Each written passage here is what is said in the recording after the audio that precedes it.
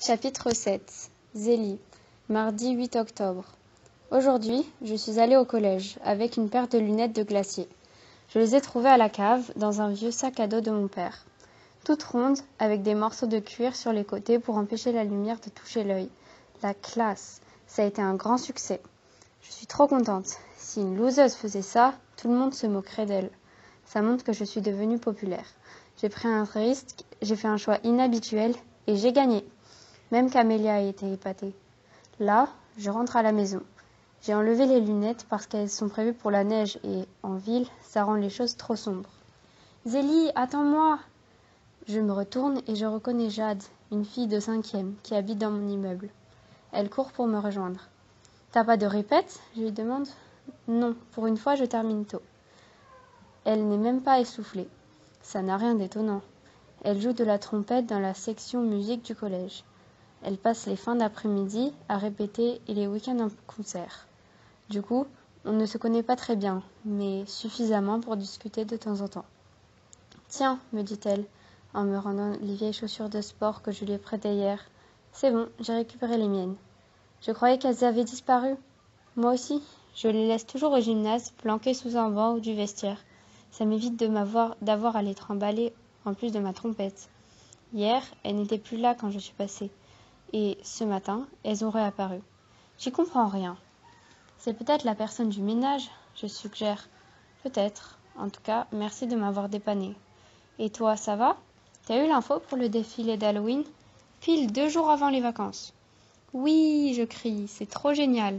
Je savais pas que le collège organisait ça. On marche ensemble, côte à côte, sur le chemin du retour. Il ne l'avait pas fait l'année dernière, me répond-elle. Ça va être sympa. Surtout avec le concours du meilleur déguisement.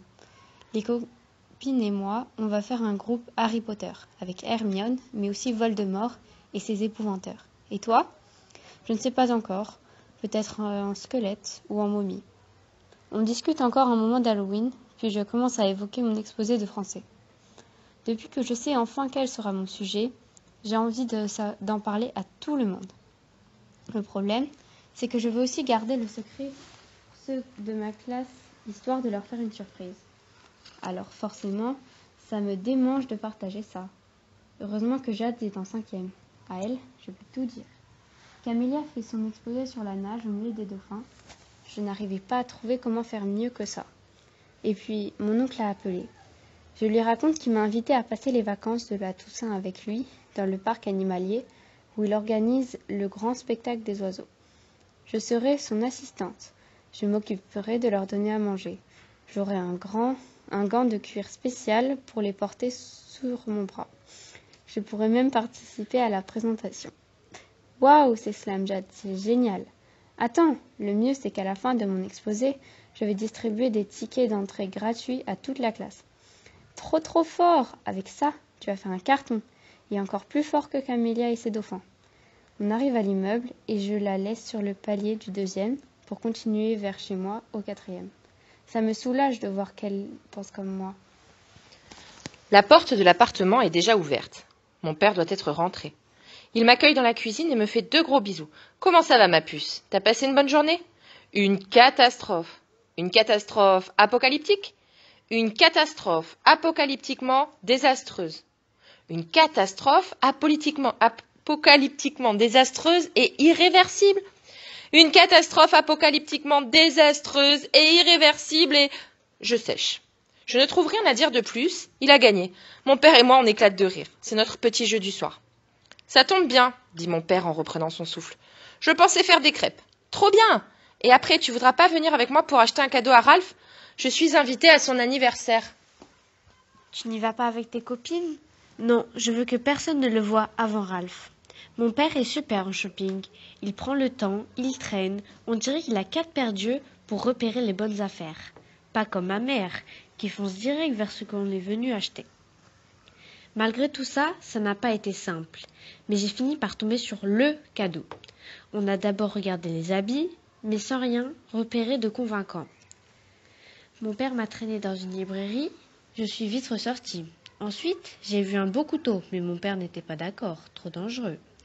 J'ai refusé d'aller dans un magasin de jouets, mais mon père a insisté. Il voulait voir les cartes Pokémon, car il les collectionne. Au moment où mon père commençait à désespérer, on est rentré dans cette boutique. Je tiens la boîte secrète dans mes mains. Le mécanisme d'ouverture est caché. On a l'impression qu'il ne s'agit que d'un simple tube en métal, mais en appuyant sur le fond, tout en le faisant pivoter, un couvercle coulisse. À l'intérieur, il y a une pierre à feu. On la frotte contre quelque chose, un bout de métal, de bois, un caillou, n'importe quoi, et hop, ça fait des étincelles.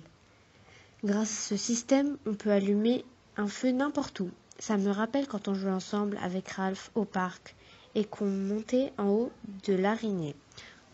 On s'imaginait comme des aventuriers sur une île déserte. Ralph, il a toujours l'air de rigoler.